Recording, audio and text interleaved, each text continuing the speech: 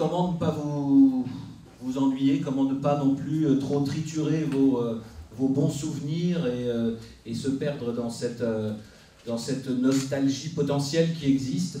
Donc c'est un petit peu ce que on a essayé de faire depuis 3-4 ans, c'est de renouveler par l'intermédiaire de la présence d'artistes atypiques, d'artistes qui se revendiquent pas forcément de ce que l'on appelle historiquement le théâtre de rue ici.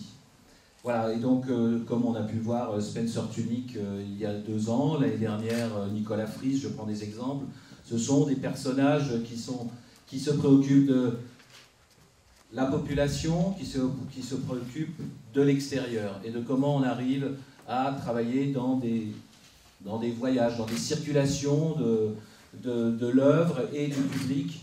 Et c'est bien ce qui nous intéresse ici, cette sorte de grand voyage surprise que l'on vous prépare chaque année et qui vous amène à prendre le bus, à marcher, à être debout, assis, des fois couché, et d'aller dans un village, de prendre votre voiture, de revenir, d'être convoqué à 5 h du matin, voilà, et tous ces petits rendez-vous, toutes ces manières de vous dire attention, il va se passer sûrement quelque chose là. C'est principalement, en tout cas moi, le travail que j'essaye de faire, de vous donner des rendez-vous. Alors c'est vrai que dans ce dossier de presse, vous n'avez pas les rendez-vous, vous avez les jours, donc on ne sait pas où ça va se passer encore.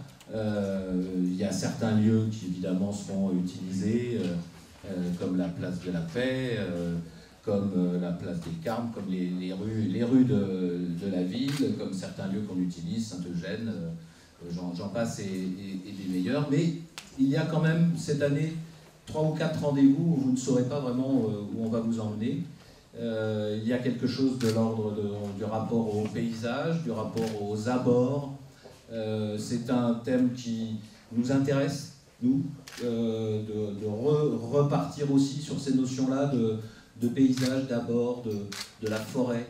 Alors c'est pas un secret puisque c'est inclus dans le titre de leur spectacle, mais les souffleurs vont vous amener vraiment dans la forêt.